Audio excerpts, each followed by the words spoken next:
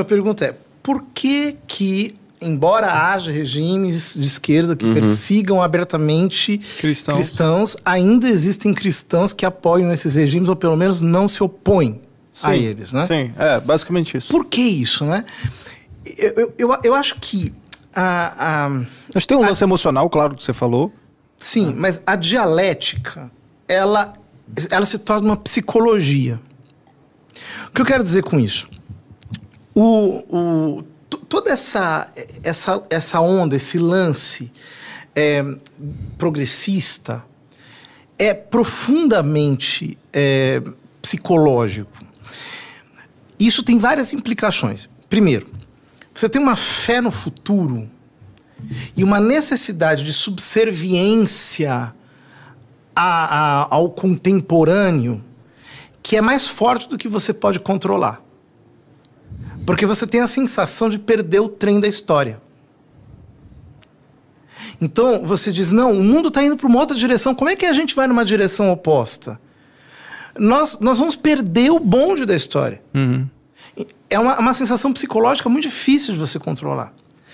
Há uma outra questão que... Quase com um ermitão, assim, o cara fugindo, não tem acesso ao mundo, exato, facilidade. Ele não quer se sentir descontextualizado, alienado, digamos assim, da marcha da história. Inclusive, mas só que isso é uma loucura, isso é uma psicose, porque quem é que sabe para onde a história está andando? Você veja, todo mundo tem absoluta certeza que o mundo vai se tornar muito mais progressista. Bom, na Europa está todo mundo virando muçulmano. O futuro, por exemplo, na Europa, não são mulheres de biquíni, são mulheres de burca. Então, essa certeza da psicologia progressista é extremamente torturante para eles. Não é fácil, eles não conseguem. Sim. Foram formados nisso. Segundo lugar, a esquerda tem uma psicologia própria, que é a seguinte. Eles têm certeza do futuro e eles têm uma percepção de direcionalidade. Então, eles são formados numa mentalidade em que eles têm percepção de que estão na direção comum, ainda que eles sejam contraditórios entre si. Então, por exemplo, os movimentos identitários são profundamente discordantes entre si. Sim.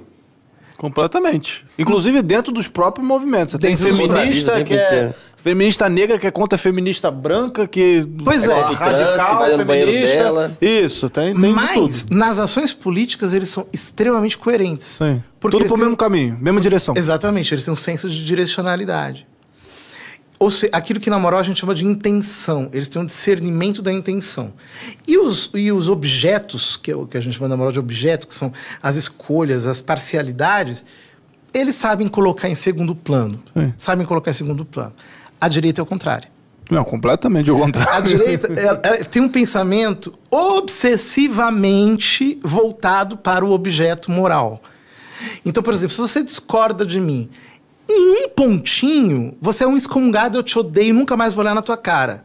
Você é um inimigo. Eu vou tirar você da minha vida, você é um inimigo. Não do ponto de vista só da fé, da política também. De tudo. Então,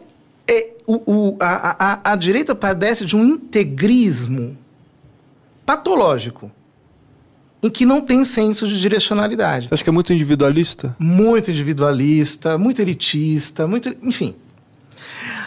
O pensamento de esquerda é desprendido disso tudo. Então, o senso de direcionalidade deles é maior. Então, se o cara está perseguindo cristão ali, e eu sou cristão aqui, mas nós estamos lutando pela mesma finalidade, ele tem a percepção de que ele não pode atacar o companheiro dele. Por uma questão de finalidade, de intencionalidade. Tem um senso de unidade muito forte, né? Um senso de unidade que é dado pelo movimento através de uma metanarrativa. Esse é o problema. Então, só para explicar e para responder a sua pergunta, por que existem cristãos que defendem? Por causa desse senso de direcionalidade comum e que inclusive, os obriga a agir assim porque eles acham que a história está caminhando naquela direção.